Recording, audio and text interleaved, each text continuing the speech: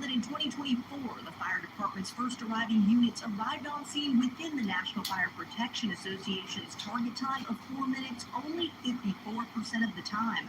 It cited reasons such as long travel time and lengthy alarm handling time.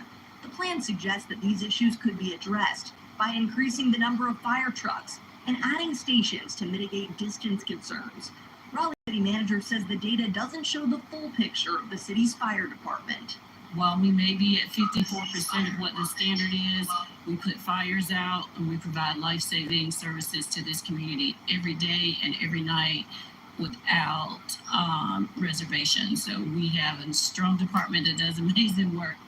According to the plan, the city's target response time should be hitting 90% or higher, and that's the number they'll be working toward. Heidi Kirk, WRL News in Raleigh.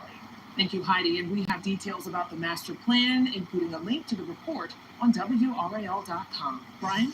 Leading with all that heavy rain that we're tracking moving into the Triangle overnight, I want to let you know that it certainly left behind some problems in the mountains. Take a look at this video from Facebook in Boone. Some flooding earlier today. This is in the area of the Walmart that was flooded so badly back in 2024 after Helene and the Verizon store out there. Take a look at the flood waters there over that stretch of road.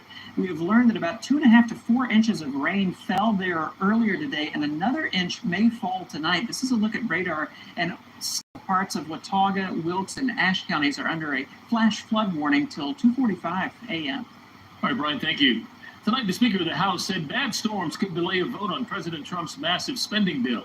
The legislation narrowly passed today in the Senate, and afterward, North Carolina Governor Josh Stein strongly condemned the bill, saying it'll hurt many North Carolina families. This bill is anything but beautiful. It's ugly, it's bad, it's going to have devastating consequences to this state. This bill is a travesty, and you're asking, why are they doing these damaging things? It's to give tax breaks to the wealthiest among us and corporations. It's a disgrace. Stein says the bill would jeopardize Medicaid coverage for thousands of people in North Carolina and take away SNAP benefits from many families. He also says it'll cost the state thousands of jobs if clean energy promises are delayed or killed.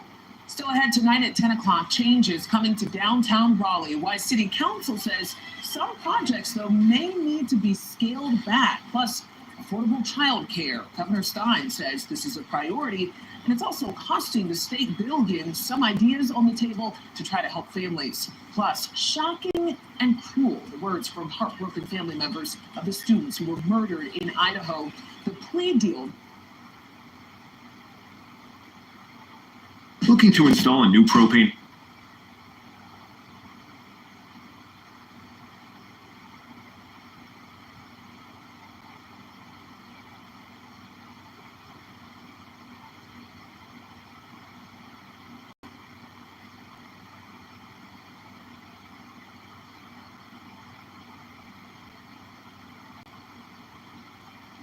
For you all morning long. And Fun on Your Side has the big ticket items and bargains retailers are rolling out for Independence Day. So join us tomorrow morning beginning at 4:30 a.m.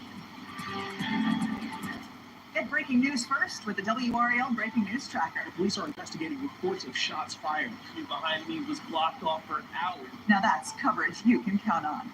In severe weather, every second counts. You have very little time to get into your safe place. Sometimes if they're fast-moving storms. Would you want somebody that has a dual call radar or live radar? Bottom line here, we gotta get people to safety as fast as we can. So the faster the data is coming in, the quicker we can let you know that you need to take cover. So when we have a live radar, we can show you where the tornado is more accurately. And the ability of our dual pole radar allows us to get life-saving information to people a lot faster. Tide Pods Ultra Oxy one-ups the cleaning power of liquid. Can it one-up whatever they're doing?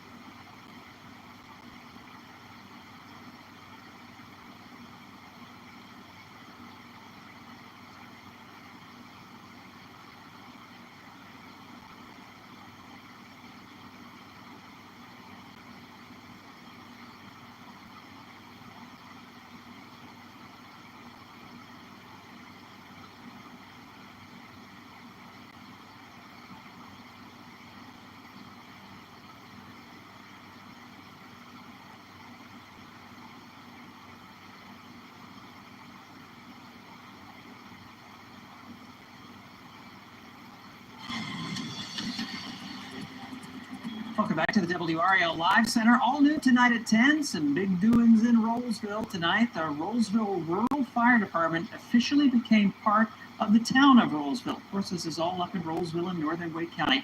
The Rollsville Rural Fire Department for decades was an independent nonprofit, but tonight it officially became part of town government there. It's a big time for the fire department. Not only that is happening, but last month the town approved plans to build a brand new fire station as part of the town center campus on Young Street. Hey, thank you, Brian. The city of Raleigh is giving up on plans to widen part of Six Forks Road. We've been telling you about this project since it first came up in 2012. Originally, the plan was to widen the road from Lynn Road down to the Beltline, but leaders shrank the footprint last year to accommodate the rising costs and stay in budget. Then the cost of the smaller project also swelled, this time by more than 65% in the last year. Today, City Council decided to spend the money instead on safety improvements and design of a multimodal bridge in the area. City Council also got an update on several other projects, specifically in the downtown area, including the convention center, relocating Red Hat Amphitheater, and a strollway between Chavis and Dix Parks as you go live at the capital city. Costs did come up for each one, and some projects are being scaled back so that they can be completed before costs rise even more. Your child will soon learn about the risks and the ways to protect themselves on social media. It's a new requirement for North Carolina students under a new law signed by Governor Stein today. The law also requires students to keep their phones off during class.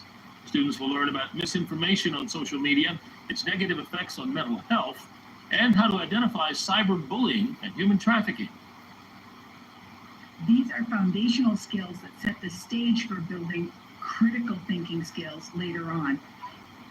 The new social media literacy training starts next school year. Vance County officials tonight are investigating a recent cybersecurity hack. According to officials, the incident was isolated to the county's Department of Social Services office. At this time, DSS does not know whether any personal information was impacted.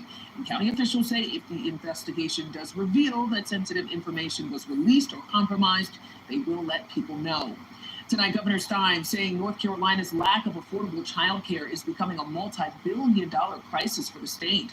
Stein worked with lawmakers from both parties, business leaders, early education experts, and others to develop some reforms for this issue. They include providing subsidies for low-income families and also making jobs in child care more appealing to more people. Stein says unaffordable or unavailable child care can force new parents to quit their jobs. Stein says that's costing the state over $5 billion every year in lost activity. UNC Health is negotiating a new contract with Cigna Insurance. The current agreement expires November 30th. Without a new contract, Cigna will consider UNC Health providers out of network, and prices would go up December 1st. That would affect more than 60,000 people. Patients should see no effects during the negotiations. The Highway Patrol now has a seat at the table at the governor's cabinet meetings.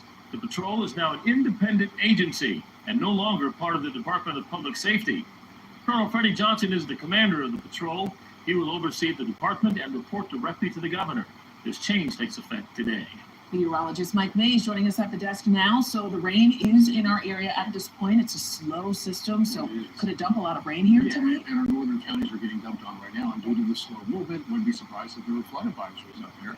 Take a look at the live dual Doppler 5000 radar. And if you're watching from Henderson, if you're watching from Oxford, or we're toward northern Durham County and northern Alamance County and Orange counties, you're seeing that heavy rainfall right now. Off to the west, as Brian was showing you, the flooding over toward the Boone area. This is the same system, and you can see the rain off to the west toward the Triad and back down towards Charlotte has the potential to dump some heavy rainfall there. And eventually this will get here overnight, and we'll hear the occasional rumble of thunder, and also have some heavy showers. Henderson getting heavy rain right now, parts of Carr Lake, getting up toward Lake Gaston. All this is shifting toward the east and northeast. And right now, Wake County, just toward Bailey, in the northern part of Falls Lake, is seeing a little bit of rain. For the morning commute, 30, maybe 40% chance for showers and storms. Elizabeth will be here tomorrow morning, showing you the live dual Doppler 5000 radar. 70s to start the day. It'll be humid, and showers and storms are likely tomorrow. That front will still be off to our west at the start of the day. It moves in during the maximum heating of the day. That's why we expect about a 70% chance for showers and storms during the lunchtime hour and into the afternoon. And the afternoon and evening commute may be quite wet. We'll probably have the storm tracker out covering the rainfall. And due to the extent of the cloud cover and showers and storms, we shouldn't be hot today or tomorrow. 85 is the high. Now, RDU had a temperature spike, a definitive temperature spike today, 97. The surrounding areas were in the low 90s, so that was a bit of an aberration. 93 was the most common temperature around the region. But tomorrow we should be in the mid-80s again because of the cloud cover. It's still 88 out at RDU, 70 the dew point. And you look at the numbers all around the region, no one is nearly as close to Raleigh, into the upper 80s. Everybody's pretty much in the low 80s, although 72 in Roxborough because of the rainfall up there right now. So this is a brand new run of Futurecast starting at 8 a.m. Really not depicting the 40% chance for showers and storms that we're showing, maybe more of a 30% chance. But here comes the front, and with the heating of the day, we see the showers and storms begin to develop. And there is a low-end risk for flooding tomorrow as of right now. Not looking for much in the way of severe storms, but I wouldn't rule out some gusty winds out of this. 3 o'clock, scattered showers and storms. 5 o'clock, still seeing some activity out there. And if you need rain and you need your garden watered, you'll probably get some. I don't think it's going to be widespread enough that everybody will get wet. 8 o'clock tomorrow evening, still showers and storms, especially in our eastern counties. And then during the day on Thursday, with the front lingering at the coast, there could be a few isolated showers there. We will hold on to about a 20% chance for showers in our coastal plain. And then this is getting quite interesting. The evening update from the Hurricane Center says now there's about a 40% chance of tropical development in the zone as this front comes in and stalls out. They're saying a tropical depression could form over the weekend. The European model is showing a high probability. I'll outline that coming up in the next half hour, so stick around. 85 tomorrow, 92 on Thursday, looking like a dry weekend, maybe a little less humid. That's the possibility. By Monday, perhaps another chance for showers and storms. But as of right now, Lee and Gerald, our 4th of July holiday on Friday looks dry and hot, but maybe not as humid as what we've seen. You know, we've earned this after all the days we've had 100 degrees and all that humidity. Thank you, Mike. Still to come, a staple at a popular local attraction will undergo some changes. The upgrade coming to an iconic feature at Pullen Park. And first of the season, where this turtle nest was found along the North Carolina coast. And what to do if you see one over the holiday weekend. Plus, egg surcharge dropped. The company no longer charging you extra when you get some eggs.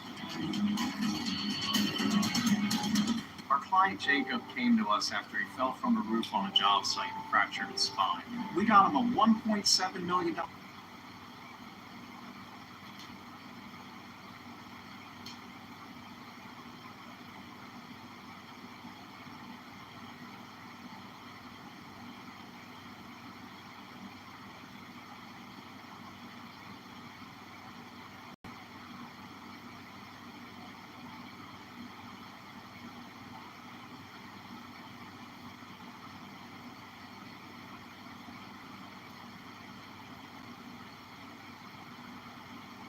All parties to end the war.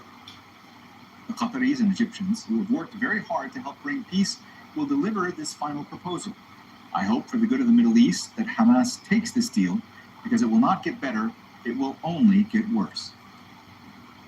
Heidi Jo Castro joins us live now from Washington, D.C. So, Heidi, President Trump says Israel has agreed to the necessary conditions to finalize a temporary ceasefire in Gaza. Have any more details emerged from either Trump or any members of his administration as to what those conditions may be? Yeah, that's the big question. What are these necessary conditions? We know that this was discussed between Ron Dermer, who was in Washington, a top Israeli official negotiating with the vice president of the U.S., as well as the Secretary of State. And prior to making this announcement by Trump, we do know that the terms that were under discussion included having Hamas return 10 living captives to Israel, along with remains of those deceased. Israel then freeing hundreds of Palestinian prisoners and allowing more aid to enter Gaza. But again, we're still waiting on to see what the official terms are. The real sticking point may be just how close this proposed ceasefire comes to the end of the war, which is something that Hamas has really insisted on in past negotiations, wanting Israel to withdraw its troops and wanting a U.S. guarantee that Israel does not come back to attack. So now Trump says that Qatari and Egyptian mediators will present these terms to Hamas, and striking a very optimistic tone, the U.S. president saying that there could be a ceasefire deal signed by next week. And on Monday, Benjamin Netanyahu will be at the White House meeting with Trump. All right, that's Al Jazeera's Heidi Jocasta reporting live for us from Washington, D.C. Heidi, thanks for breaking that all down for us. U.S. President Donald Trump has opened a controversial migrant detention facility that's been labeled Alligator Alcatraz. The site is surrounded by predators that officials say will stop people escaping. Phil Lavelle reports from the Florida Everglades. President Donald Trump landing in Florida to open what has been called Alligator Alcatraz. This controversial new migrant detention facility on the site of an abandoned swampland airfield surrounded by pythons and alligators, which officials say will stop escapes. Touring the site with his Homeland Security Secretary, Kristi Noem, and the man behind it all, Florida's Governor, Ron DeSantis. We have a lot of bodyguards and a lot of cops that are in the form of alligators. You don't have to pay them so much. But I wouldn't want to run through the Everglades for long. We'll keep people where they're supposed to be. This is a very important thing. Undocumented migrant detentions are up 56,000 in custody in June compared to 39,000 when Trump took office in January. But as migrants, or the administration calls them illegal immigrants, have been scooped up nationally, there has been a shortage of places to hold them. Even sites like the infamous Guantanamo Bay in Cuba being used. And now this one in the Everglades, which can hold 5,000 detainees, constructed in little more than a week. This facility is being described as a one-stop shop. Those are the governor's own words. The idea being that migrants will be driven down this road, in through those gates down there, and then that's it, they're in. They are held there, they're processed there, they are deported from there because planes will leave from this site. Of course, before all of that, you've got to have immigration hearings, which need immigration judges, but the governor says if they run out, no problem, he's got a plan. They're going to use the National Guard. Someone has a notice to appear. Biden would tell them to come back in 3 years and appear. Now you'll be able to appear in like a day or two, so they're not going to be detained, hopefully, for all that long. For these men, it was a return to friends, at least for the cameras. They fell out publicly when DeSantis challenged Trump for the Republican leadership, but the governor has been working hard to get Trump back on side and positioning Florida as one of the toughest states in the country when it comes to deporting undocumented migrants. People they don't have to come here. If they self-deport and go home, they can come back legally. We will let them come back legally. And there is a lot of self-deportation. Yes. But if you wait and we bring you to this facility, you don't ever get to come back to America. This won't be Florida's only deportation site. Construction starts at another north of Miami as early as Saturday, again with an airstrip to get deportation planes in the sky and quickly, as the administration tries to stick to its goal of 1 million kicked out per year with Florida's help. Phil Lavelle, Al Jazeera, in the Florida Everglades. The U.S. Senate has narrowly passed President Donald Trump's tax and spending measures. The bill now goes to the House of Representatives for a potential final vote. Alan Fisher reports from Washington, D.C. On this vote, the yeas are 50, the nays are 50. The Senate being evenly divided, the Vice President votes in the affirmative. It took the casting vote of the Vice President, but after 27 hours of debate in the Senate, Donald Trump's bill finally passed. With this legislation, we're fulfilling the mandate we were entrusted with last November and setting our country and the American people up to be safer, stronger, and more prosperous. Ms. Collins. 3 Republicans voted against it. A lot of discussion and negotiation managed to flip a 4th who threatened to sink the legislation. The bill extends tax cuts brought in during Trump's first term. It adds money for border security and immigration operations and the border wall, and pumps more money to the military, including the president's Golden Dome defense project. But the government's own budget watchdog says it will add $3 trillion to the national debt over 10 years and will see almost 11 million people lose access to healthcare coverage.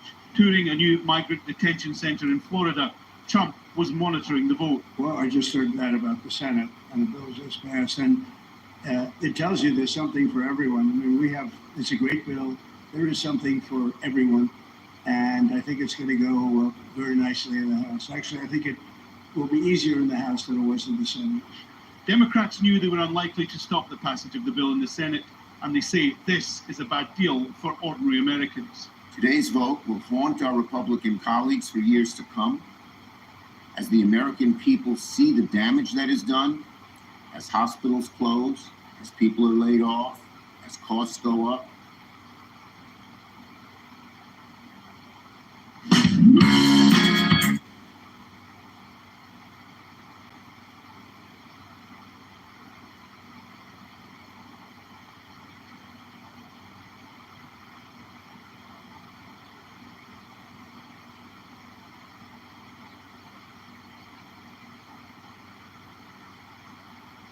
So what happens next? Well, the bill now goes back to the House on Wednesday, but there are many Republicans there who are not happy with the Senate's version.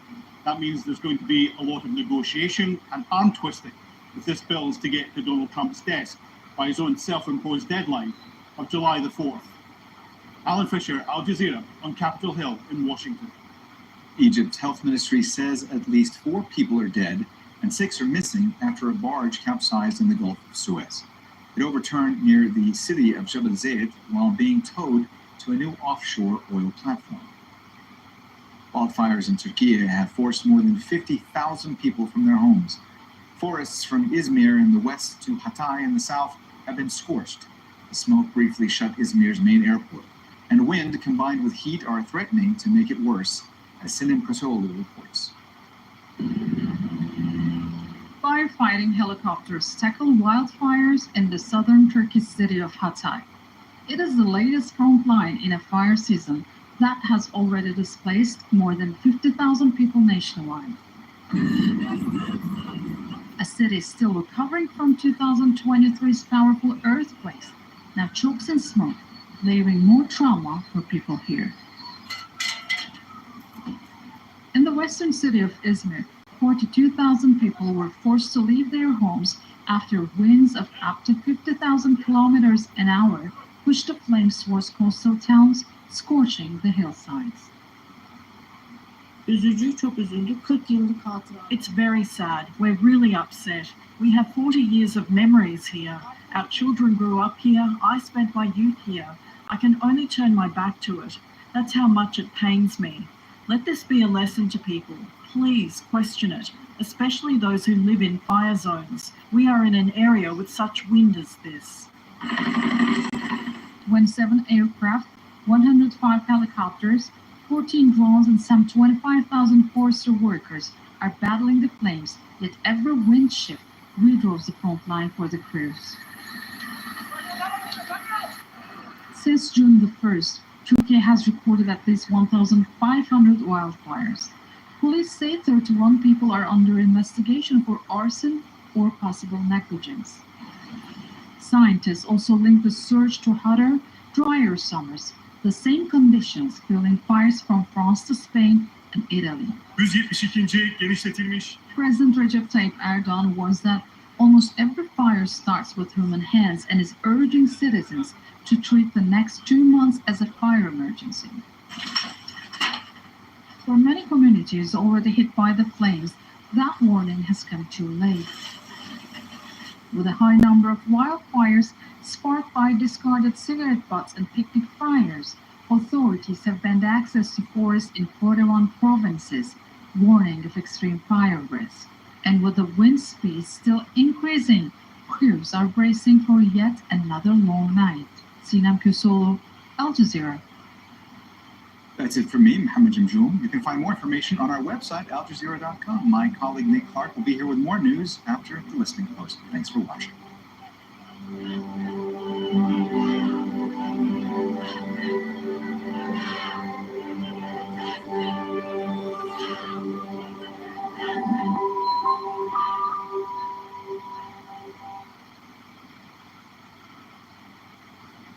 Against Iran. President Trump is painting himself as a statesman. It's in your DNA and in your blood to cheer against Trump. He and his administration are taking on any media that don't buy that line. The killing fields in Gaza, disguised as aid stations. The videos are horrific. And dismantling the headlines. Somebody's got to do it, and nobody's better at it than us all right.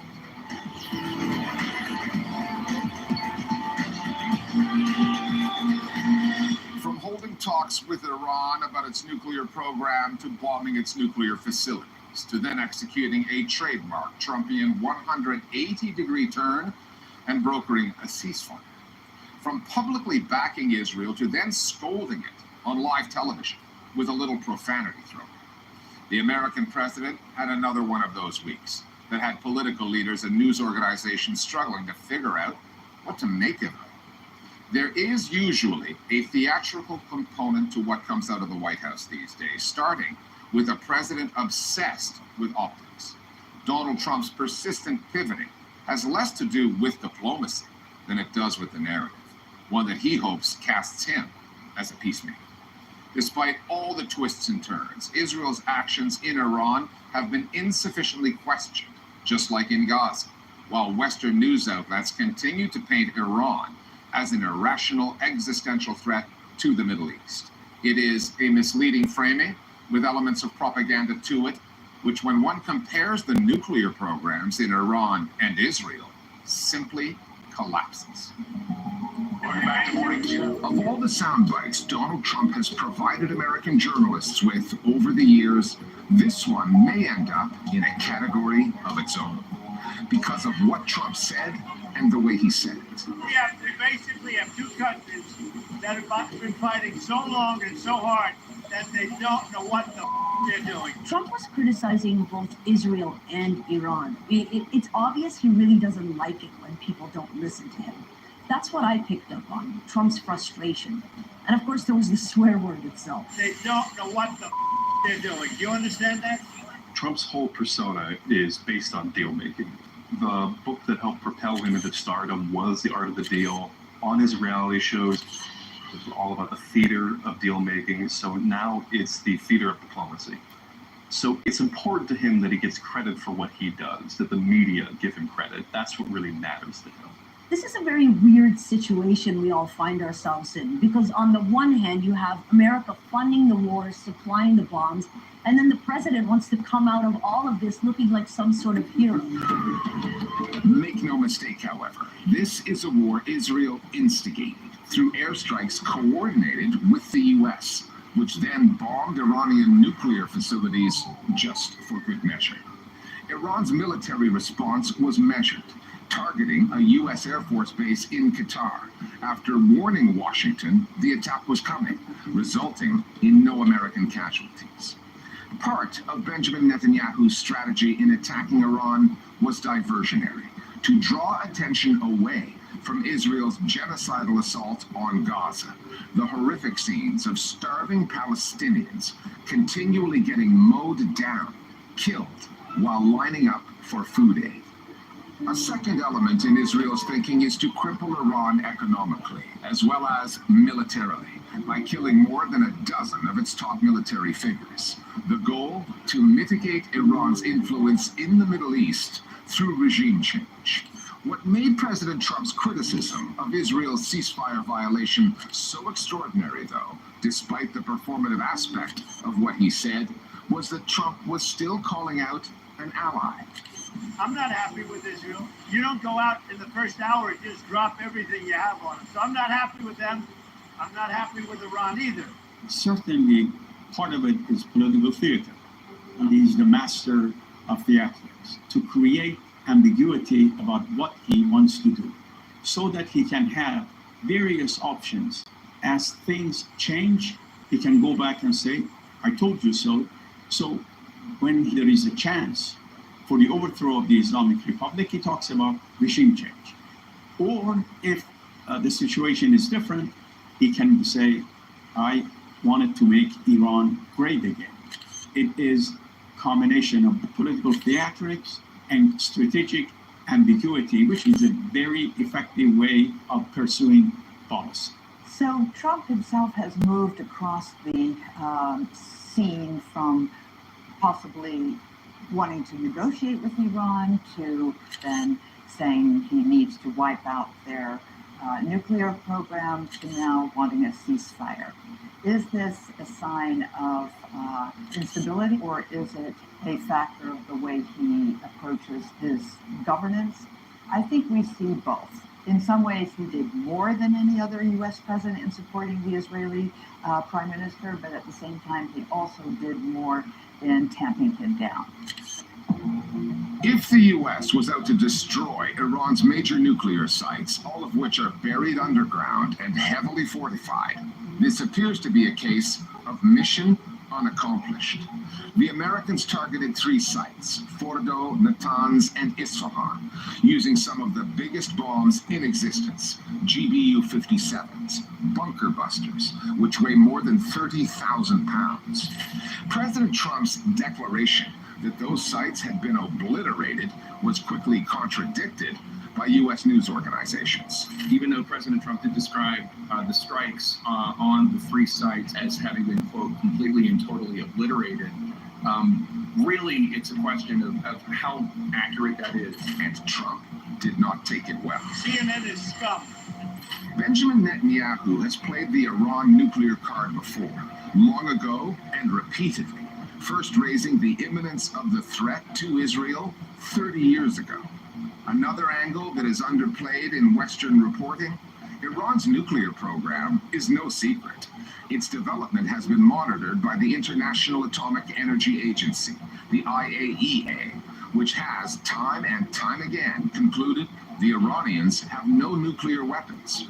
The IAEA is a UN body that keeps an eye on all signatory nuclear powers, but has very limited oversight on one of them, Israel. The Israelis have had nuclear weapons for decades, but refuse to acknowledge that. And the Americans are happy to tolerate that while treating Iran as some kind of rogue nuclear threat, a danger to the Middle East. The narrative has been that they have been developing a bomb specifically against Israel. And certainly Iran did develop a bomb program up until 2003, but it was never directed at Israel. It was directed at Iraq, and it came to an end when the coalition forces moved into Iraq for the Second Iraq War. Iran and the U.S. have been engaged in a Cold War for almost half a century. Every American official, Democrat or Republican, they all think Iran is a principal source of instability and chaos in the region. We're very clear. A nuclear-armed Iran is an existential threat to everyone. And the same way that the Iranian media portrays America in the most negative way, American media portrays Iran in the most negative way, as a threat to stability in the Middle East. Iran has been the largest state sponsor of international terrorism for all of our adult lives since 1979. And this kind of hostility leads us to the point where somebody can go on the BBC and say that the Fordo nuclear facility is only meant to kill Jews. This is a nuclear capability that is built specifically and totally for the murder of Jews in Israel. That statement has no basis in reality, but it goes unquestioned. In fact, Iran has behaved in a pretty pragmatic way through this crisis. When America dropped the bunker busters on Fordo, the Iranian retaliation on American bases in Qatar was pretty carefully calibrated. It only sent as many missiles as America sent bombs. The intention there was to ensure that the region wasn't set alight. The idea that Iran is the most crazed actor in the Middle East is not the truth. Iran is everyone's favorite boogeyman. Even when the United States' own intelligence says there is no nuclear bomb being developed, it's dismissed. And America's always had a few designated external threats, and one of them has always been the Islamic Republic of Iran. Listen, Iran didn't do itself any favors by behaving the way it does. However, the American government really needs to take a hard look at itself in the way that it is regurgitating Israel's narrative on Iran. Again, if anyone needs reminding, Israel was the aggressor in this. In a story rife with misconceptions, here is yet another. Although Donald Trump has backed off on the need for regime change in Tehran, both the U.S. and Israeli governments have pushed for it, and Benjamin Netanyahu continues to do so. The past few years have featured periodic episodes of unrest in Iran over social, political, and pocketbook issues, caused at least in part by the brutal economic sanctions its people have suffered under for so long. Given that context, there has been plenty of speculation on Western news outlets that the joint military assault could bring down the leaders of the Islamic Republic. Instead, we've seen something else on the streets there, signs of national unity. Another myth has been that the minute that the regime began to be attacked, that the Iranian people would rise up and overthrow the mullahs. We do not necessarily assume that when there's a Black Lives Matter demonstration in the United States, that it is in order to overthrow the government and the entire system. But foreign states consider it such a hostile state, they immediately jump to the conclusion that the people want to overthrow it. And in fact, it's a regime that governs over 90 million people, and a great number of those people support it. In Iran, there is a clear sense this is not over. All of Trump's talk about making Iran great again, and Netanyahu trying to instigate a national uprising using old political slogans like women, life, freedom. There is an understanding that Israel is laying down tracks on which a train of a future war with Iran can be run at any time. There is no assurance that this is a permanent peace. At a time when the situation in Gaza is as dark and dire as it's ever been, the amount of media attention this genocide is getting has been falling off, despite the fact that there have been developments, including aid stations that have proven to be deadly. Nick Muirhead is here with more. The biggest story, the biggest scandal in Gaza continues to be the operations of the so-called Gaza Humanitarian Foundation. Over the last 2 weeks, which coincides with Israel and the US's war on Iran, at least 169 Palestinians trying to get food from GHF distribution points have been killed, and Palestinians have documented what that looks like. The sites are exposed, there's no shade from the summer heat, there's no crowd control or guarantee of safe passage, which has led to UN officials calling them death traps.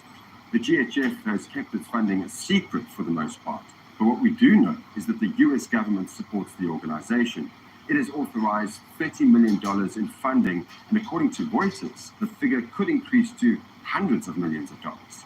In a recent press briefing, State Department spokesperson Tammy Bruce said 44 million meals have been distributed by GHF so far. We are committed to endorsing, helping, promoting efforts to make a difference. Meanwhile, doctors in Gaza are sounding the alarm. They're running out of baby formula. Some newborns have been given less than 36 hours to live. ما فيش حليب، محتاج أدوية حتى يصير منيح، حتى يتحسن، حتى يعيش، حتى يشوف الحياة. إحنا في وضع صعب، إحنا في صراع. All of this is happening while aid trucks not affiliated with the GHF sit just a few kilometers away at border crossings, blocked from entering Gaza by the Israelis. The daily killings of starving Palestinians has become so normalized that it barely registers in much of the Western media. And as for the GHF, it continues to operate in the shadows with no accountability and the full backing of Washington. Next slide. For nearly 2 years now, the Western media's coverage of Israel's war on Gaza has proven indefensible in headline after headline, time and time again. Much of that criticism has come from journalists, academics, media watchdogs, but few voices can cut through as effectively as Asal Rad's. Her viral headline corrections, posted frequently on X, have exposed the contradictions and the double standards in mainstream reporting and offered viewers a crash course in how language can shape public perception of war. If you've been watching the Listening Post, you have seen her here before.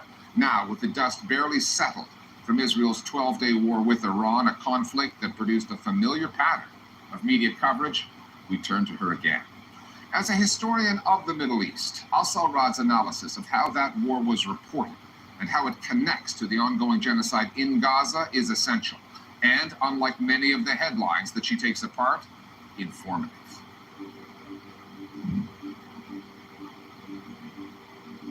I've said it before, and I'll say it again. Headlines are very often the only part of the news piece that gets read. That's why I focus on them. People are short on time, articles can be paywalled, a social media snapshot of a headline is easier to consume than 800 words of detail.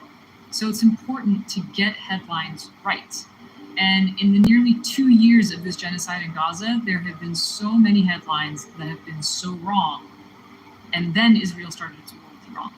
Moments ago, Israel launched Operation Rising Lion, a targeted military operation to roll back the Iranian threat to Israel's very survival.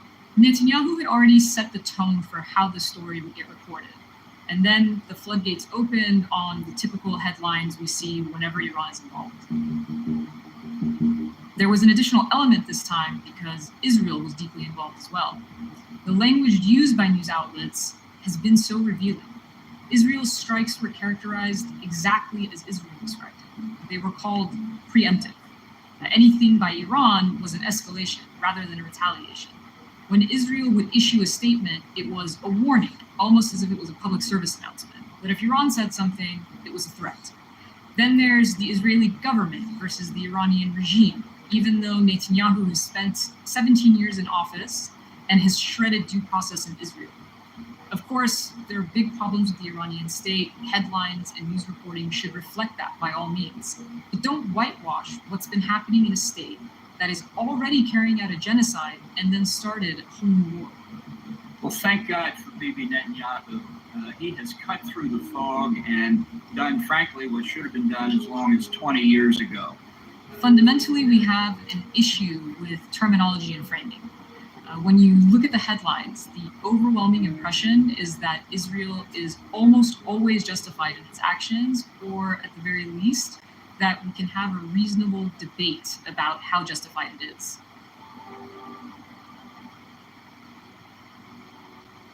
The US was always part of Israel's war because the US funds and arms Israel. But there was this drumbeat for Trump to actually use some of the most powerful weapons on earth to bomb Iran's nuclear facilities. There is only one bomb that can destroy Fordo. There is only one plane that can carry that bomb, and those are American weapons and planes. In a New York Times piece, not even an op-ed, this was the headline. Trump's Iran choice, last chance diplomacy or a bunker-busting bomb. Really? Who decided those are his choices? The New York Times used to be called the paper of record, and they're basically saying the president of the United States either has a chance at diplomacy, and by the way, Iran was engaged in talks until Israel attacked it, or if negotiation isn't possible, then the US can just bomb Iran with 30,000-pound bombs. Even presenting the choice like this implies that the two options are as legitimate as each other. But that's not the case. The decision to bomb another country is not the same as talking to them. Then you have other news pieces as well, on TV and online. There are all these complex graphics showing you bomber jets, showing you bombs, and then 3D mock-ups of Iranian nuclear facilities. And what goes unsaid in all of this is that there needs to be a democratic process here. You need congressional approval. We need to determine, does Iran even really pose an imminent threat? Would this be permissible under international law? But none of this is even part of the discussion. Tonight I can report to the world that the strikes were a spectacular military success. Iran's key nuclear enrichment facilities have been completely and totally obliterated. Iran, the bully of the Middle East, must now make peace. If they do not, future attacks will be far greater and a lot easier. So after Trump's big bomb and the big announcement, the op-eds started getting churned out. And it's bad enough for news outlets to normalize the use of these massive weapons on a sovereign nation, despite the lack of clear justification. But what we saw was actually worse. There were these congratulatory pieces. Honestly, I don't know how much courage it takes to drop 30,000-pound bombs on another country when you have no one that you're accountable to. There was no process of challenge or discussion by the elected representatives of government. It was simply Trump's call to make. This editorial by the Wall Street Journal, the headline implies a kind of heroism, but then there's also the sentence under the headline that really caught my attention. Iran is characterized as an intolerable risk. This is the typical Orientalist trope used for Iran. It is presented on the one hand as a weak and feckless regime, where everyone in the country is hoping to be bombed in order to be liberated. But on the other hand, it's an intolerable risk and it's all-powerful. It's called the head of the snake, and its nuclear program, which has been under IAEA oversight, is seen as a threat, whereas Israel's possession of actual nuclear weapons, which are not subject to any international regulation, that's barely even mentioned. You always hear Iran being called a destabilizing force in the region or in the world. But Israel, which has bombed 4 countries this year alone while terrorizing the Palestinian-occupied territories, is never called a destabilizing force. The coverage of the Gaza genocide has already been bad. And to add to that, after so many months of killing being live streamed to our phones, there's fatigue. What happened during the 12 days of Israel's war on Iran was that even less attention was given to Gaza. And people may say that, news outlets can only cover so many big stories at a time, but the Iran war was not entirely separate from the Gaza genocide. The culprit that connects them is Israel. Israel is always painted as acting purely in self-defense, even when it's on the attack. Palestinians are being killed by the dozens every single day. Every single day, while trying to get aid.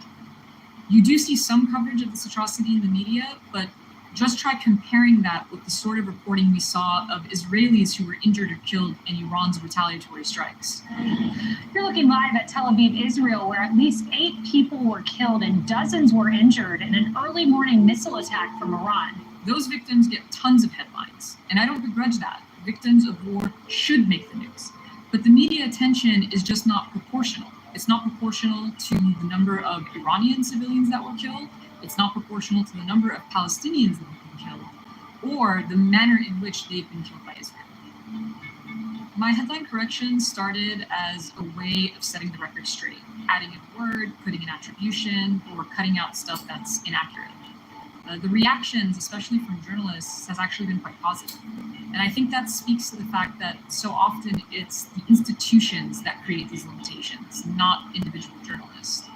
Of course, there might be some problematic journalists, but most of the time there are power structures and editorial red lines imposed on how stories are reported. So that's what we're seeing reflected in these headlines. It's an institutional bias, an establishment perspective, and the victor's version of history as it happens. I'm not the only person correcting this stuff, but it's an indication of how many people want their media to get it right that people refer headlines to me to look at, or increasingly they call out the headline writers and say, we can't have this be the record of this moment. You need to correct this. And finally, there was a news story that just came out of New York City that caught our eye since it bucked some dominant news narratives, like the ones we've already examined this week. It always seems impossible until it is done. Zohran Mamdani is now one step closer to becoming the city's first Muslim mayor. Mamdani has roots in India and Africa. His victory in the Democratic primary this past week shocked anyone familiar with the politics of a city that has the largest Jewish population outside of Israel. An unapologetic supporter of the Palestinian cause, Mamdani has said that should he become mayor, and should Benjamin Netanyahu ever set foot in New York, he would order the police to arrest Netanyahu, who has an ICC warrant out in his name. Mamdani's victory over Andrew Cuomo, the former state governor who was funded by billionaire donors like Michael Bloomberg and Bill Ackman, has had pro-Zionists on the U.S. airwaves freaking out. Far more frightening and far more stark than his progressive policies and plans with no backup, his lack of experience, etc., is his blatant and rife anti-Semitism. Yes, it's horrific to be. Mamdani still has the election to win later this year, but in a city dominated by Democrats, that's looking like a formality, particularly after this week's primary result, which suggests that despite the dominant political and media narratives out there, some voters are still capable of thinking for themselves.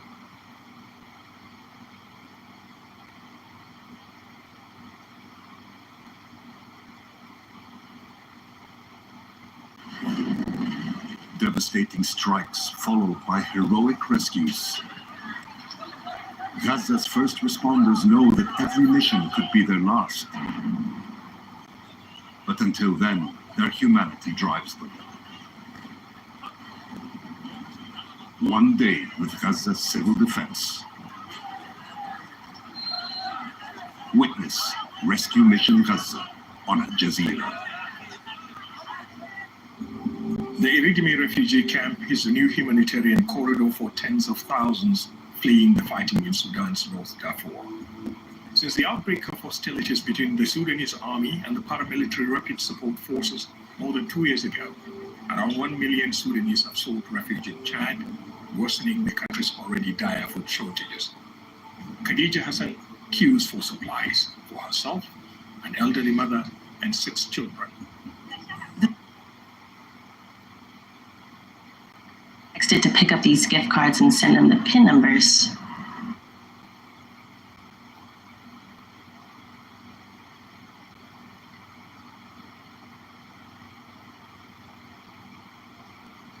Only 25% of school-age children here who arrive here have access to education. And United Nations officials say there is only one doctor to every 80,000 refugees. Aid agencies express fear that a lack of funding could escalate tensions between local communities and refugees.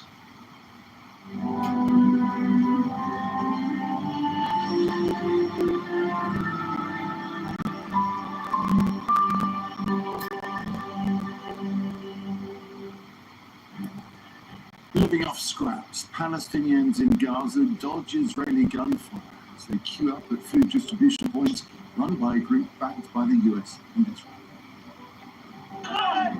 Families fleeing danger lead a dangerous existence forced to make impossible choices to survive.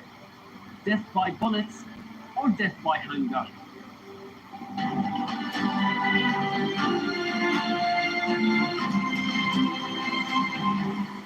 Hello, I'm Nick Clark. This is Al Jazeera Live from Doha. Also coming up, Donald Trump says Israel has agreed to conditions for a 60-day ceasefire in Gaza, but provides no details of the proposal.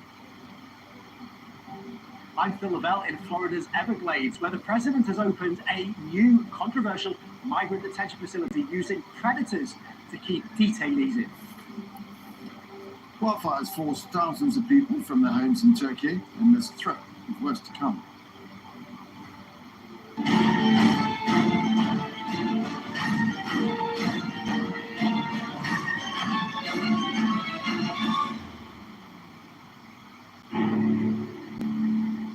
So the number of Palestinians killed while seeking food in Gaza is now more than 600 in just 5 weeks.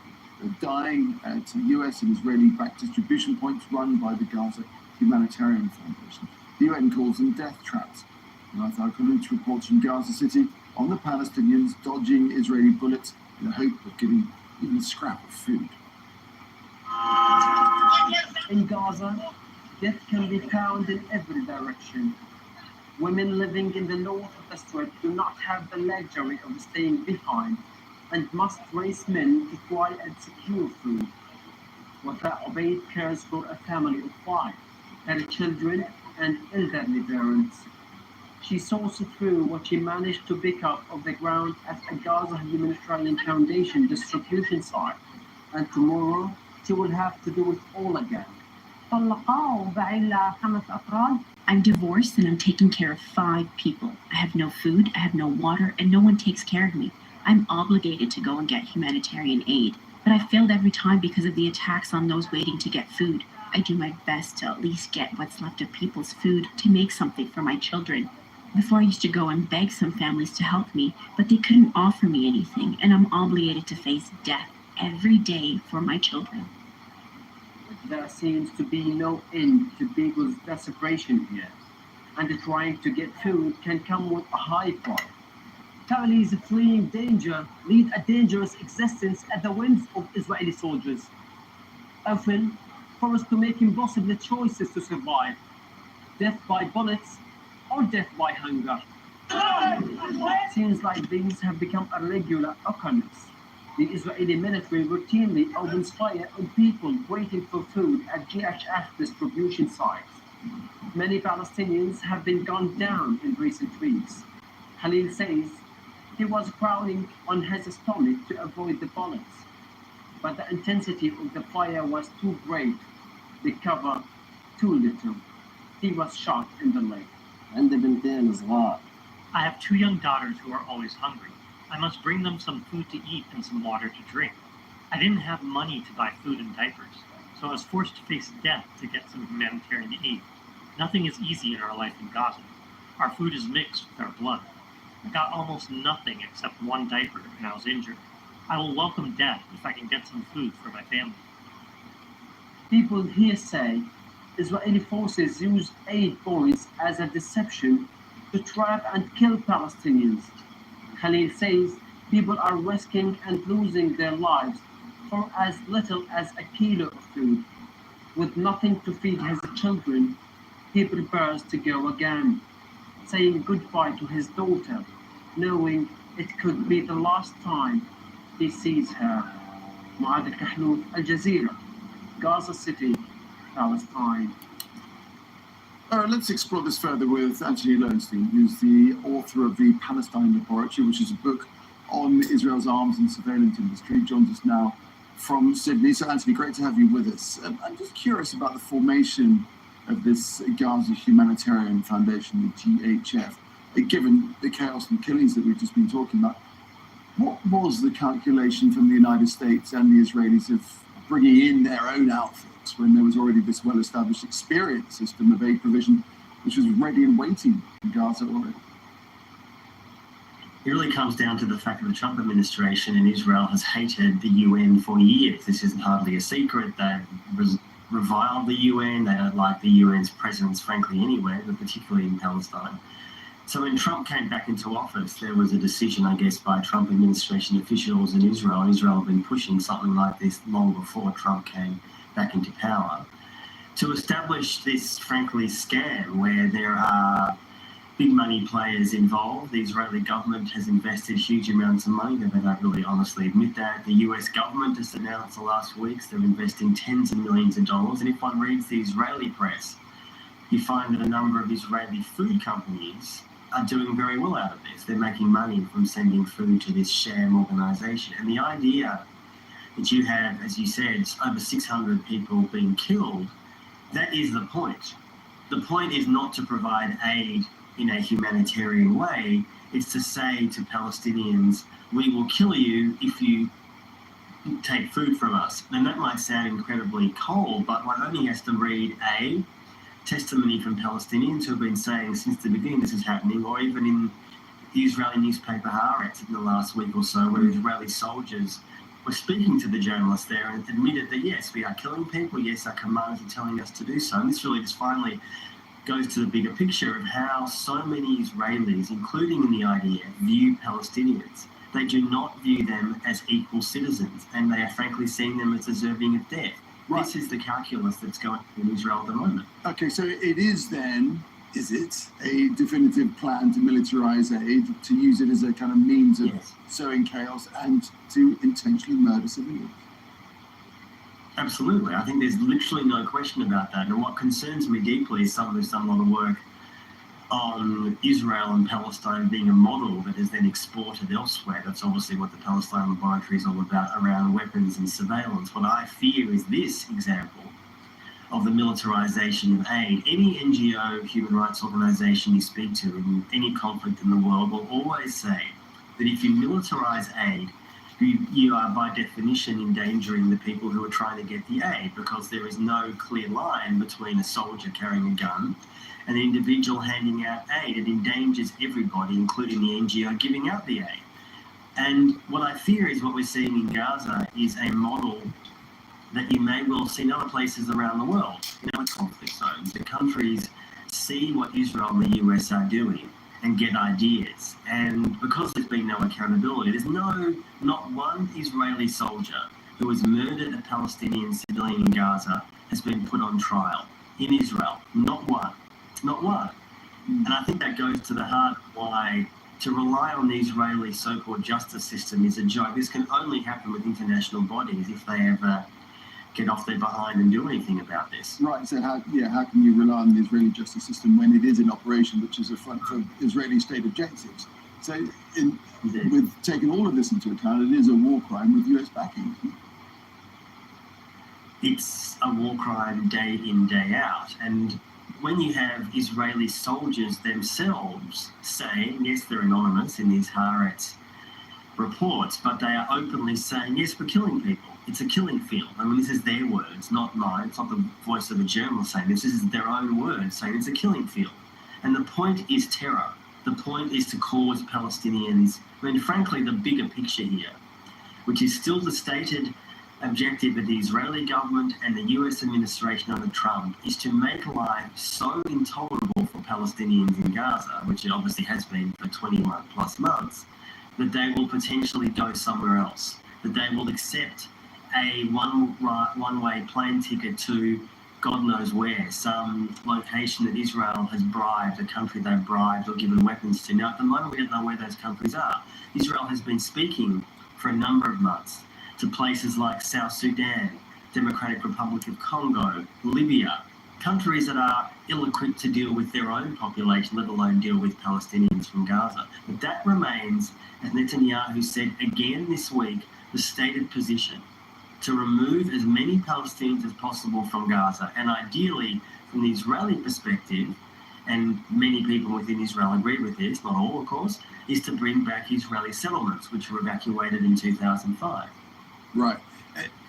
Just from the GHF point of view, their defences, they say they have delivered more than 52 million meals in 5 weeks, and that other organisations, they say, quote, stand by helplessly as their aid is looted. How, Anthony, does that defence stack up? Well, it doesn't, because pretty much since the beginning, and this was really being said on October the 8th, 2023, and it's been a mantra that Israel's repeated for the entire period since, Hamas steals the aid. This is the allegation. Hamas steals the aid and sells it at massively inflated prices in markets in Gaza. It is conceivable, I've spoken to various sources, that sometimes does happen. I'm not denying it doesn't happen at all. But any human rights organisation working in Gaza, I've spoken to many of them, friends of mine who worked in Gaza as doctors, as NGO providers, as humanitarian workers, are saying there is no evidence for this being done on a mass scale. It just doesn't exist, that Hamas is stealing all the aid, and therefore Israel and the US has to establish a separate so-called independent body. It's just complete nonsense.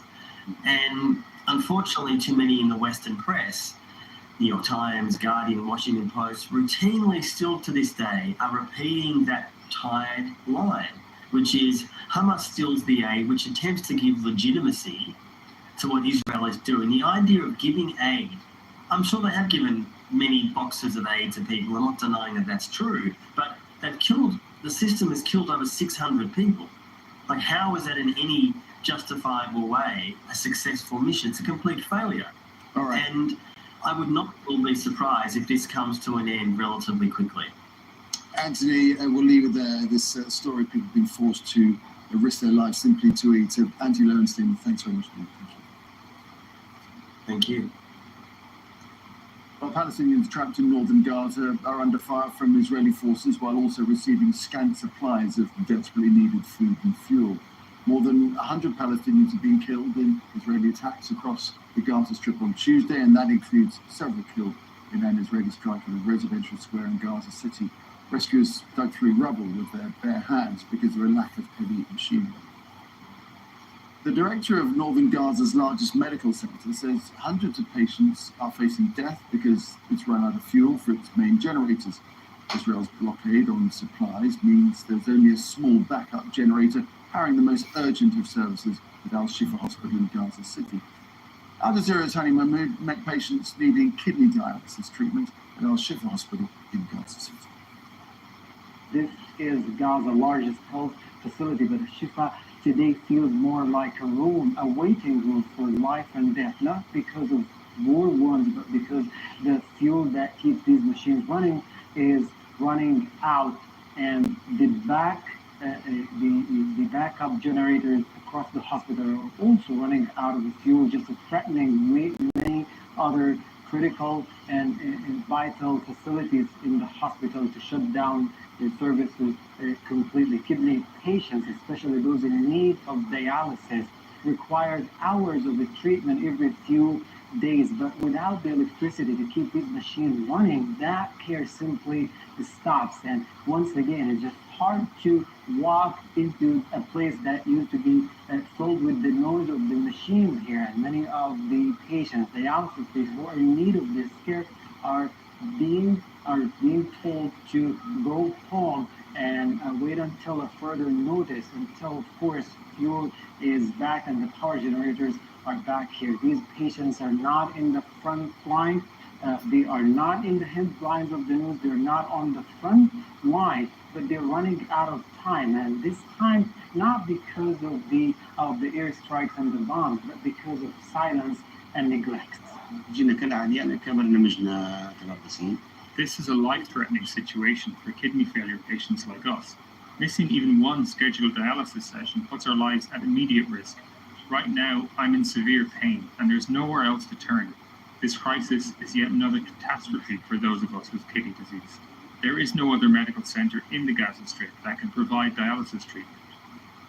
I had to walk almost an hour to get here, arriving utterly exhausted.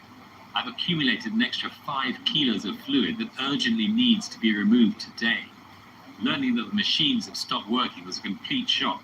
If I have to go home without this treatment, the excess fluid will poison my body and I